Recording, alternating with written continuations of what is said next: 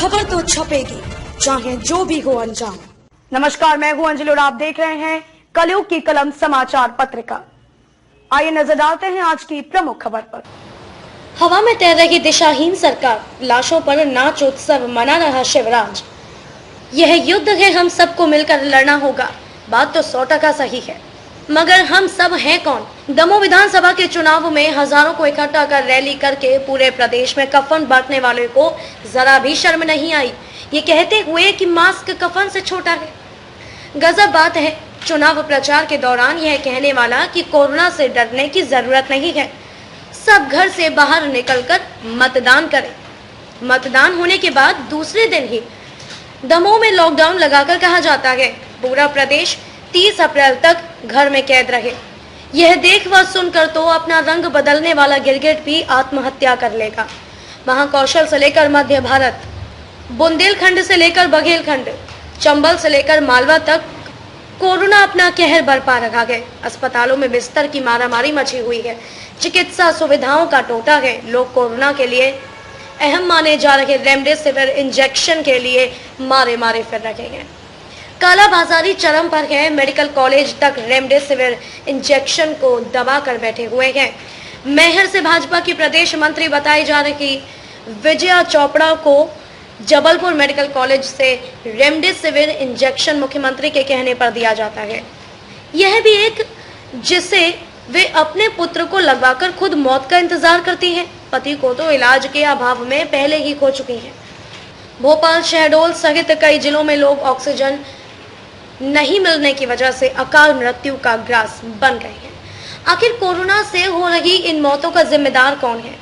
जब प्रदेश में कोरोना ने दस्तक दी तो आम चुनाव में जनता द्वारा नकार दी गई पार्टी फिर से सत्तारूढ़ होने के लिए दो पाए पशु खरीद रही थी। शिवराज कायम होने के बाद से साल भर का समय मिला कोरोना से बचाव की व्यवस्था करने का, लेकिन किया क्या? सिर्फ बतौलेबाजी। अब जब फिर से प्रदेश कोरोना की आग से झुलस रहा है, तब कुआं खोदने का आश्वासन दिया जा रहा है। चुनाव रैलियों से फुर्सत मिलने के बाद प्रदेश जन से कहा जा रहा है कि भोपाल, इंदौर, ग्वालियर और जबलपुर में 2000 बिस्तर के कोविड अस्पताल बनेंगे। कब मियां मरेंगे, कब रोजा घटेंगे?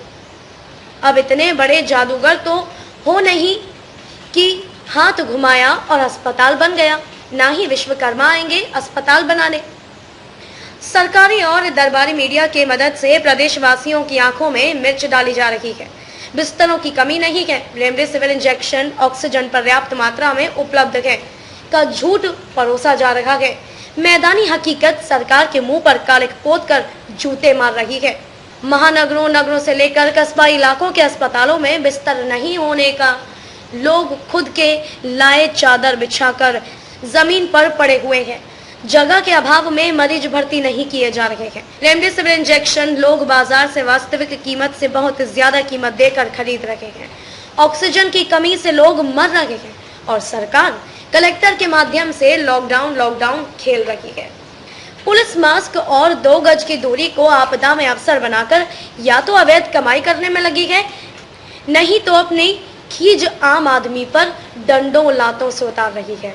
चारों खूंट लूट खसोट का आलम पसरा हुआ है, कहीं अस्पतालों की करनी से तो कहीं प्रशासन की करतूतों से। लॉकडाउन से काम धंधे बंद पड़े हैं, गरीब तबके को खाने के लाले पड़ रहे हैं। लगता है निकम्मी सरकार ने प्रशासन के जरिए जनसंख्या नियंत्रण का नया तरीका निकाला है, कोरोना कर्फ्यू। कोरोना की आड़ में आम आदमी को भूखे मार डालने का।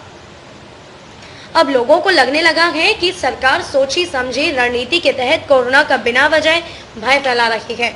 आम आदमी के मन में सवाल उठ रहे हैं कि कोरोना से बचाव के लिए मास्क कारगर है तो फिर 2 गज दूरी की जरूरत क्या है?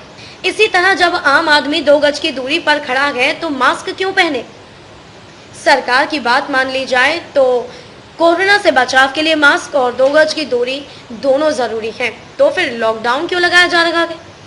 दुनिया आज तक कोरोना की दवाई का पता नहीं लगा पाई। ले दे के कुछ इजाद कर पाए हैं तो वह है वैक्सीन। वैक्सीन भी सवालों के घेरे में है। अगर वैक्सीन कारगर है तो फिर वैक्सीनेशन के बाद भी लोग कोविड पॉजिटिव क्यों हो रहे हैं? वैक्सीनेशन के बाद भी मौतें क्यों हो रही हैं? इससे भी ज्यादा महत्वपूर्ण प्रश्न यह है कि कोरोना से होने वाली मौतों पर जिम्मेदारी किसकी है?